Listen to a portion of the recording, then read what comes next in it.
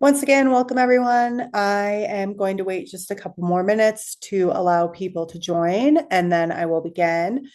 How the format of this meet or presentation works is it's about 20 to 30 minutes of a presentation. Then at the end, I'll save time for questions and answers. You can also drop questions that you have in the chat. So once again, just waiting a couple minutes to allow everyone to get on, and then I'll start a few minutes right after 6. Please make sure that you are muted as well.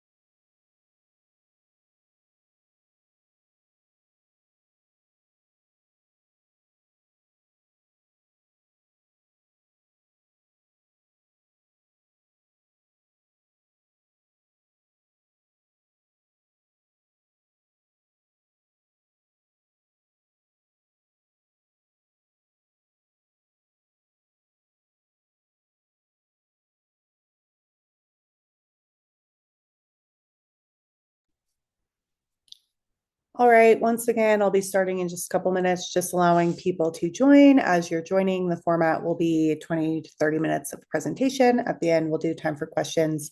If you have any questions, you can also put them in the chat. If you have a question you don't want to ask in front of a group, my contact info is there as well if you want to text or call me. And I'll be starting in just a few minutes at 6:05.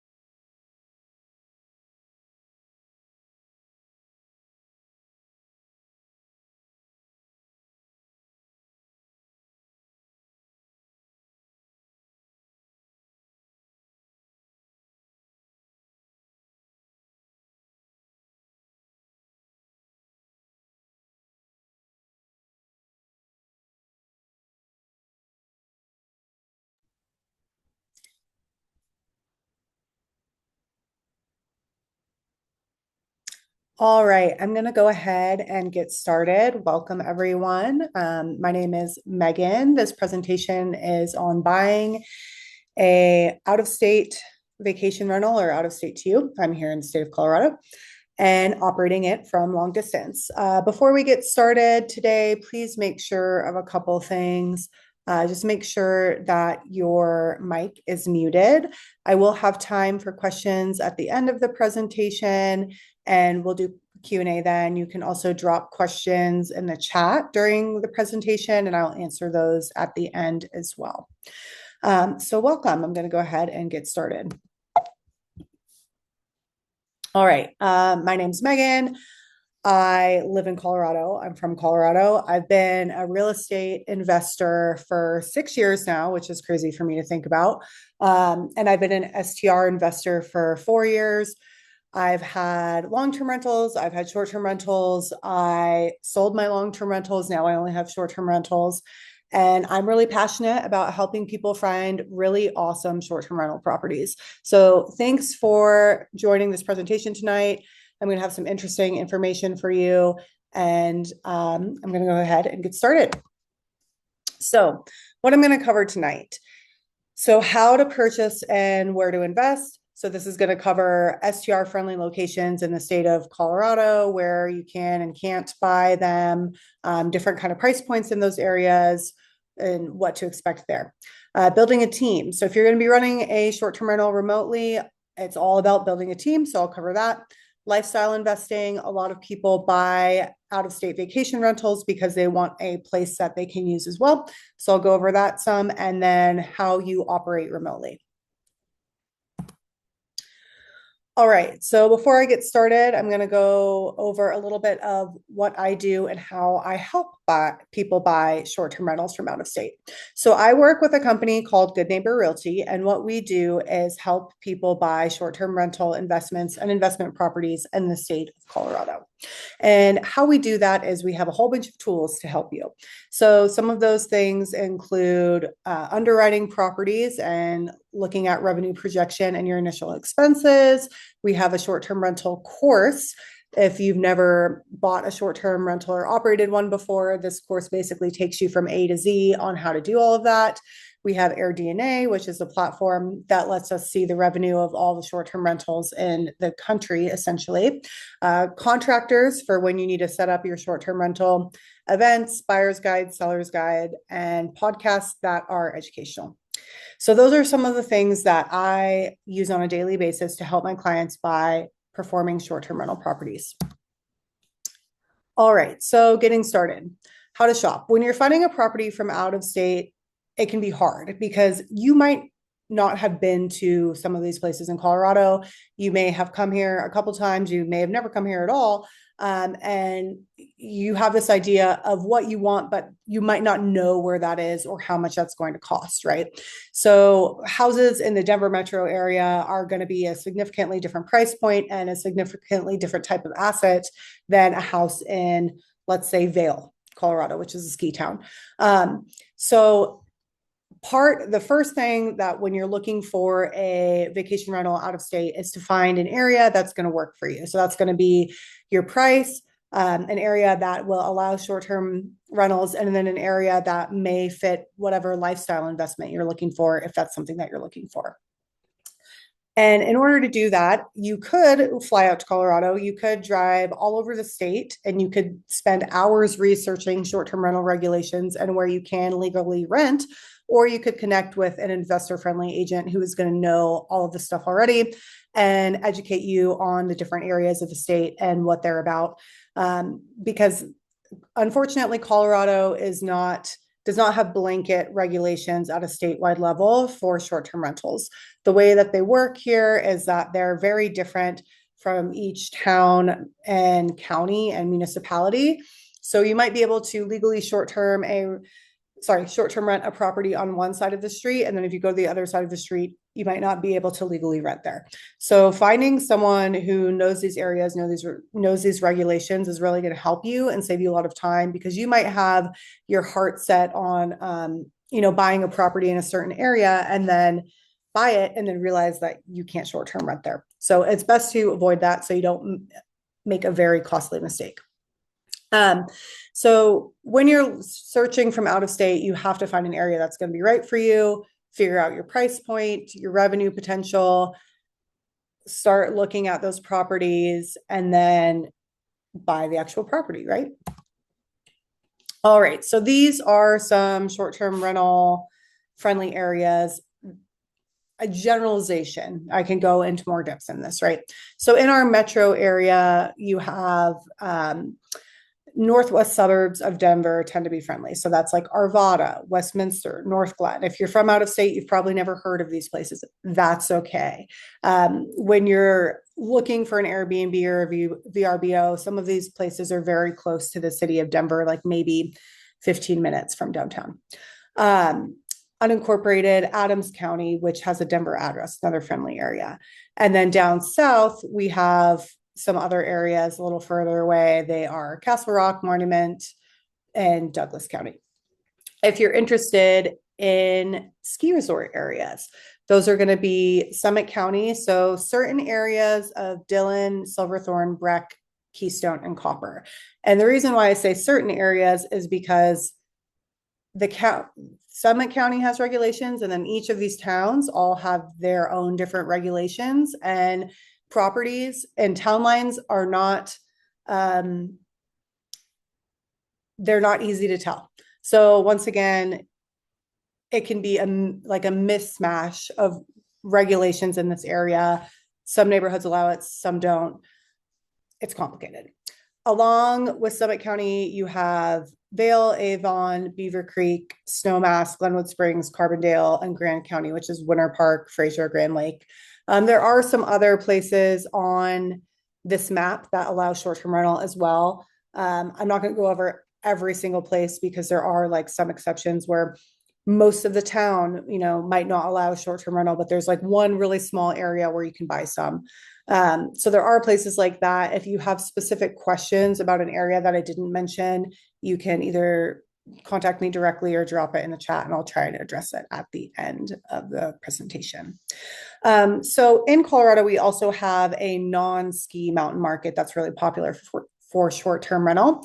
And these areas are along the foothills of Denver and Colorado Springs. And they are Park County, Boulder County, which is up near Boulder. This is Park County down here. Cascade down by Colorado Springs, Teller County. And then we also have Jefferson County recently changing their regulations in a positive way for short-term rental. So it's easier to get a license there. Now, your budget is going to be a big determining factor in the areas that you're going to be able to invest for short-term rentals here in Colorado. I don't think it's a secret that ski towns tend to be really expensive. And the majority of those places for a single family home, your single family home in a ski town is going to usually be at least around $1 million or more. If you want to buy a property and you don't $1 million or more isn't in your budget, don't be discouraged because there are plenty of areas that maybe a little bit further away, like say 20 to 30 minutes from a ski area or a ski town, where the median home purchase price is a lot lower and you are able to get into that market and still go use the amenities of the ski town and not have to have that big price tag. So don't get discouraged about that, but the prices do vary widely in between the Denver metro area and the ski towns here in Colorado. So if you have, say, a $500,000 to $850,000 price point, your startup cost is probably going to be around $20,000 to $100,000. Your annual revenue will probably be about $80,000 to $125,000. And the areas that you would be able to look in would be that Denver metro area, so that northwest corner, Westminster, Arvada, Wheat Ridge, unincorporated Adams County, and then that kind of rural mountain area along the foothills of Denver and that runs all the way down to Colorado Springs. So that would be like Park County, Gilpin County, Jefferson County, Boulder County, and Teller County as well. And some of the towns in those areas are like called Bailey, Fairplay, Alma. Like I said, if you're out of state, you might not be familiar with these names. That's okay. If you have a little bit of a higher budget and you're able to go up to $750,000 to $1.5 million in price point, that will open up some of those ski town markets for you in terms of having either a condo or a townhome in some of those places. And then some will allow you to have a single family home in that price point. So if you're looking in that price point, you're looking at a startup cost of maybe $60,000 to $120,000. And let me clarify, when I say startup cost, this is going to be your renovation, your furnishing, you're adding amenities to make your photographs, everything that you're going to need to make this property STR ready for your first guests. And your annual revenue in these areas will be about $120,000 to $200,000 a year. Now, these areas, it's going to open up Grand Lake, which is just about 20 minutes west of Winter Park Ski Resort, Granby, same thing, Tabernash in that area, getting a little bit closer to Winter Park, and then Glenwood Springs. Now, at that 1.2 or maybe 1 million or so, if you get lucky, depending on where you're looking at, that opens up most of the ski town markets for you across the entire state. And your startup cost there is going to be around 75K, maybe up to 150, $200,000, depending on the price point of the property and how all out you go with amenities, and your annual revenue can be anywhere from 175 to 600, 700K a year. And these areas will be Silverthorne, which is, and Blue River, which are in Summit County near Breckenridge, Basalt and Carbondale, which are in the Roaring Fork Valley near Aspen, Crested Butte, Avon and Beaver Creek and Vale and Edwards, which are all in that Vale Valley area, and then Dillon, which is in Summit County too. Oops, I did not mean to go back. All right, so what drives revenue in these towns? So in the metro, a lot of it is your proximity to city offerings and how many people you sleep, so how many heads and beds. If you're close to the main things that people come to the city for, let's say like concerts, sporting events, conferences, school things, the National Western Stock Show is another thing I can think of. People who are coming for those things and have large groups of people are typically looking for large properties close to those things. Your design and your photography is really important in both markets. And same with your amenities. In the short-term rental game, you can't really just put up anything with, furniture from Facebook Marketplace and stuff that you picked out at Home Goods, and it's going to do well. That's not the name of the game anymore. You will need a professional designer. You will need to execute on that design and have good photography and good amenities to stand out in the space. Also, outdoor spaces are really important. Unique properties always do well. Gathering spaces, and then if you can host events or retreats. So I have some clients who have large properties that are in the mountains that are pretty and they have nice views, and they will host like elopements there. So in the mountains, your proximity to the ski resort and like the downtown area is important, but it isn't the only factor for driving revenue.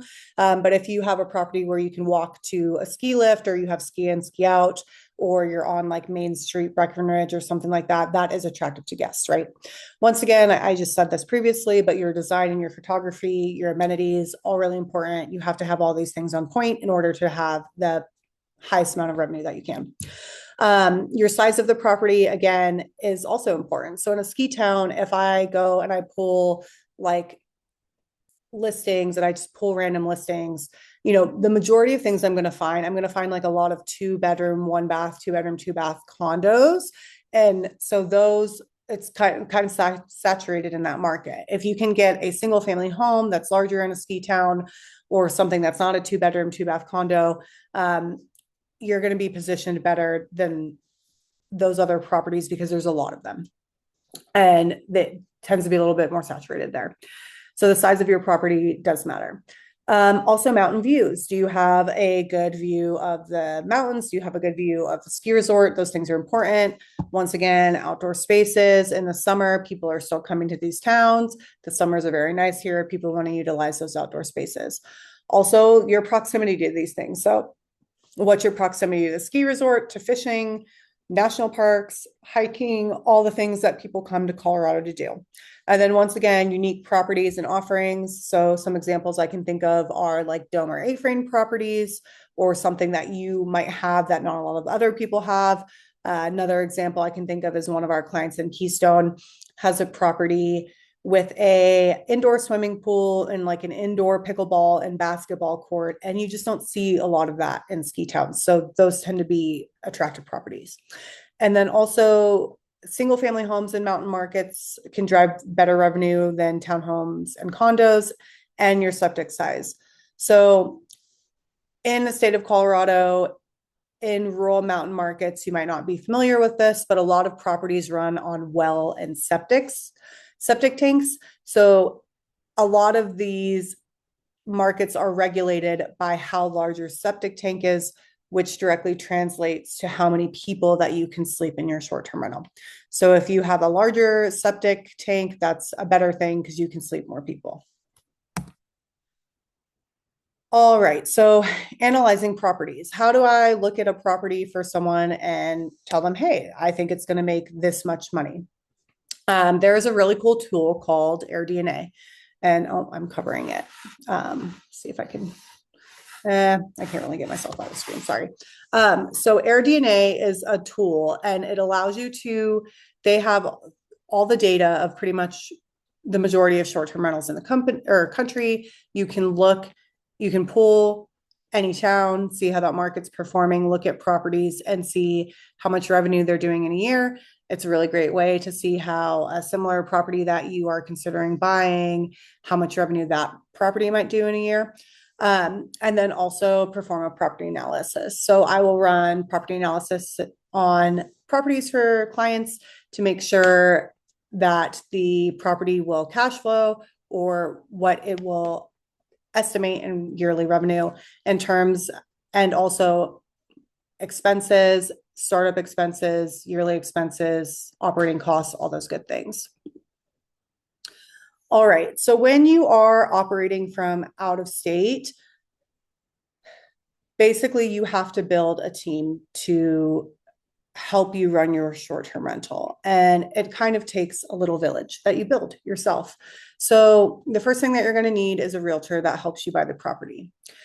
The second thing you may or may not need is a property manager. I have plenty of clients that run short-term rentals that don't live in the state of Colorado, that have short-term rentals in the state of Colorado, and they don't have a property manager. So you don't necessarily need one. If you don't want to deal with anything, it might be a good option to have. Another thing you're going to need is a contractor. So there is a chance you might buy a property that's completely turnkey. My guess is it will probably need some sort of work. So a contractor is great to have to do whatever renovations that you'll need to do in order to get a short-term rental ready, as well as a designer and an installer to install all of the furniture, wallpaper, paint, amenities, all the things that your short-term rental is going to have, and then a photographer. So those are the initial vendors that you will need just to get your short-term rental up and running or guest ready. However, once you're operating, you're going to need some more people. So a handyman, cleaners, cleaning team, and then lawn care, snow removal, a hot tub cleaner as well. Now, the great thing about building this team is that it should be as simple as if there's an issue, a guest lets you know there's an issue, you just pick up the phone, you call this person, they go to the property, they tell you what's going on, you pay them, it's fixed, and you could be 2,000 miles away or a mile away. You should be able to operate your short-term rental, and you shouldn't have to physically be here. And a good short-term rental friendly realtor should have all these connections for you. All right, so now looking at out-of-state investments as lifestyle investments. I have a lot of clients that live out of state, they like Colorado, they want an investment property here, and they want to be able to come use it. So the great thing is you can do that. You can buy an investment property and you can come visit every year and have it cover the cost of your vacations. Now you might need to talk with your CPA on like how much you're allowed to use that property if you're taking certain tax deductions, but it is a great way to cover a lifestyle investment, get to come on vacation with your family and still make money. These properties also offer great tax benefits because these markets traditionally have really strong appreciation. These ski markets have the strongest appreciation of some of the markets in the entire state of Colorado, and the appreciation in these markets can be insane year over year. Also, people buy homes as an investment, but they know one day, hey, I might retire here, or this might be a full-time second home where I split time, like I do 6 months of the year in Florida or Arizona, and then I come and do 6 months of the year in Colorado. And, it's a great move for some people to buy a property now, take advantage of tax benefits and income, and then later convert that property from a rental property to a full-time home. So as I mentioned, there are some really great tax benefits for short-term rental investors that you cannot get from any other type of real estate investment.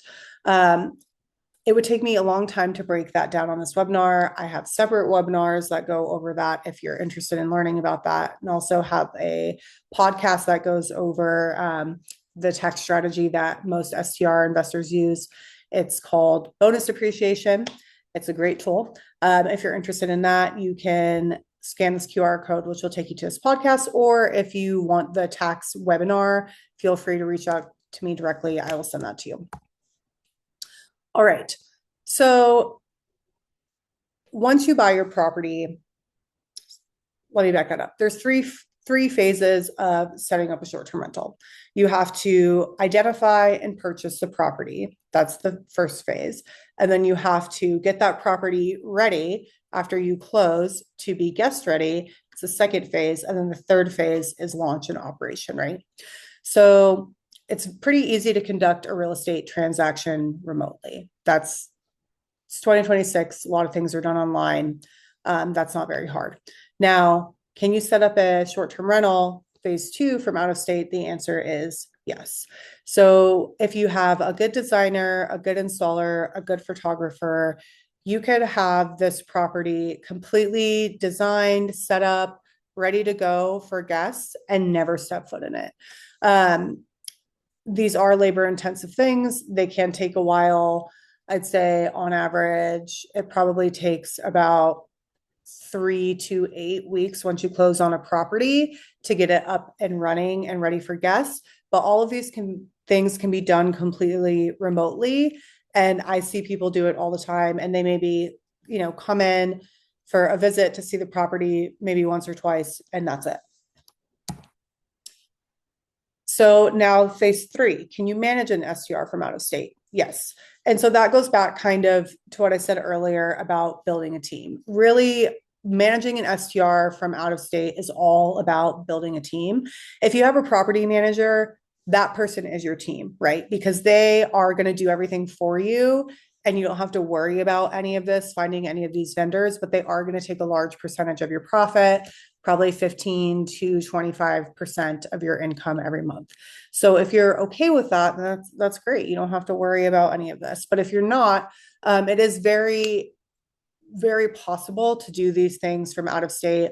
All you need is a good team and then tools for automation. So luckily, because we do live in 2026, there have been so many tools that have been released for short-term rental owners that make your life a lot easier. So some of these things are automated and some of them are manual, but the automated things that have been invented are really great. So there's dynamic pricing, which basically uses AI to set your prices for you. And you can go in there and you can set parameters and you should tweak these, every week or whatever, but you're not in, the Airbnb and VRBO platforms every single day having to price your property and figure out, what your competition is priced at and all these things. The dynamic and the AI pricing will do that for you. And then there's also platforms that will basically run your rentals for you in terms of like your messaging and blocking your calendars. So you integrate them with your Airbnb and your VRBO listing. You set your messages. It automatically sends your messages to guests. It'll send your, Wi-Fi information, your check-in information to guests so that you can make sure that this is running like clockwork and you're not physically having to go and do all these things. These platforms even now have AI messaging. So if your guest asks you a question and you can't get to it right away, the AI messaging can scrape through like your listing and your messages with previous guests and try and give that guest an answer. And then also it'll notify your cleaners when there needs to be a clean, and you can pay them automatically too. And there's also platforms, there's like a platform called Turno, which will allow you to automatically book cleaners and then they can restock supplies for you. So a lot of these things can be automated. There are some things that will have to be done manually, but you can also do them remotely. So you don't have to physically be on site to do them, right? So that would be like listing your property on Airbnb and VRBO, answering one-off guest questions, and then coordinating contractors when things are needed, like when things need to be cleaned or repaired. But you can outsource the majority of these things. I mean, there are so many services now, like there's a service that will take your trash cans to and from the curb for you so that you don't even have to ask guests to do that. So everything can pretty much be outsourced in this day and age. All right, so I talked about this a little bit earlier, but these are kind of the phases of acquiring a property to getting to launch, right? So you have your goal and your discovery. So that's where you find an area, you find the price point that you want, how you're going to use the property, the revenue potential, and your lending options. Then once you nail that down for your criteria on what you're looking for, you move on to looking at properties, touring them, maybe analyzing them, looking at your financing options, how much it's going to cost you, and then once you find a property you like, you go under contract, complete the purchase, and then the real work starts after you close and get everything done, right? So that would be like working with a designer to identify your ideal guest, renovating your property if needed, getting everything designed, furnished, photos, getting your amenities, getting all your listings, all your automated stuff set up, and then launching. So I did mention this earlier, but we do have a short-term rental course that goes over like everything from A to Z. It can be used if you're like, say, if you're not going to buy a property in Colorado, you are just looking at short-term rentals all across the country. This will work for any short-term rental market that you're looking at. It just basically gives you the basics, and you can scan this QR code if that's something you're interested in. All right, so that is the end of my presentation. I saw a lot of chat bubbles come up, and I'm going to go back, read these questions, and then if anyone else has any questions, feel free to ask them out loud or drop them in the chat. The first question I see is Golden not an STR-friendly area? No, Golden is not an STR-friendly area. There are some places that are, sorry, the town of Incorporated Golden, so cute little Golden with its main street and Coors Brewery, not STR-friendly. There are some addresses that have a Golden address that are in unincorporated address, meaning they're outside of town a little bit of ways, that are technically STR-friendly. Please address STR regulation, possible solutions for out-of-state people. My advice to that would be to work with somebody who knows the regulations in state so that you don't have to learn all of them. Do we get a copy of the slides? Yes, there will be tomorrow. This will all be emailed out, a recording and the presentation to anyone who registered or attended the presentation. What costs am I including in the startup cost category? So those costs would include any sort of like renovation you would need to do, the cost what you have to pay to hire a designer, all the furniture that you're going to be paying for, paint, wallpaper, what you would pay a company to come and like put up wallpaper, paint, build furniture for you, a hot tub, sauna, your supplies like your sheets, your linens, anything that you're going to need to operate the short-term rental. That is pretty much all encompassing on those startup costs. What's the status on the Jefferson County changes? Long story short, they're making their short-term rental licensing process a little more friendly. It's going to be easier to get a license there. It was harder before. It's positive. Do domes require special financing? No and yes. It depends on the lender and the product. You can get conventional loans on them. It's kind of property dependent. Can't you get a property management company who handles all calls and issues? I'm sure they'll be expensive. Yes, you can. They'll cost you about 15 to 25% of your revenue each month. If you don't really care about cash flow, you're maybe in it for more of tax benefits or appreciation. This might be a good strategy for you. If you care more about cash flow, property managers can eat into that.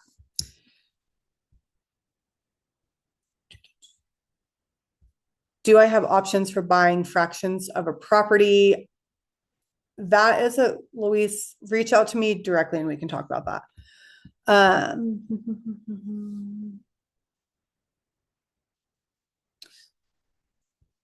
I have a question from Robert. I understand the tax advantages and the tools needed to manage an STR at a high level, but the biggest challenge for me is to determine where to buy and underwrite appropriately to ensure that the property cash flows. Do you find that most of these positively cash flow, or is that rare? 95% of my clients all over the state are cash flowing. I have a couple that are maybe breaking even, and it's because they don't really care about cash flow. It's because they bought for tax benefits. So they just care about breaking even and covering expenses. So yes, it is. If you find a good short-term rental property, you should be able to cash flow, no problem. I think that's the end of the questions. I'll give it, oh. Can I please repeat the foothill counties and cities that are good areas in the lower price point? Erin, I will, if you want to reach out to me, I will email you that list. And if there's not any more questions, I'll wrap it up shortly. I'll give a couple more minutes for people to ask questions, and then I will end the webinar. Thank you all for joining. Once again, if you have more specific questions, it might be easier to just text or email me directly so I can give you a specific answer. Do I have an in-house tax strategist for properties that you offer? No, we don't have a tax strategist that works for our company, but we do have CPAs that are in the real estate space who will help you strategize that I can refer you to. We have several of those. They're all great.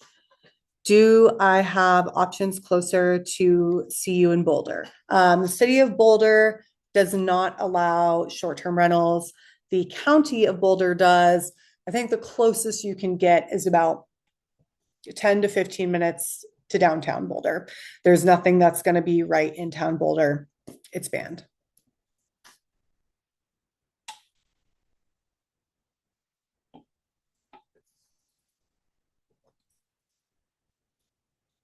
Alrighty, and if I don't have, I'm going to give it just a couple more questions or minutes for any last minute questions. And then if not, I will end the webinar.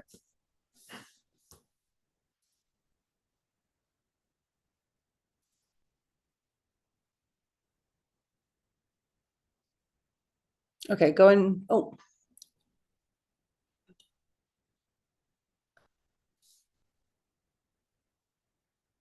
Yeah, Keton, reach out to me. Yep, I'll help you with that. Erin, none that I know of. They have their regulations set as of now. I don't think there's any changes on the horizon. All right, going once for questions, going twice. All right, third time for questions.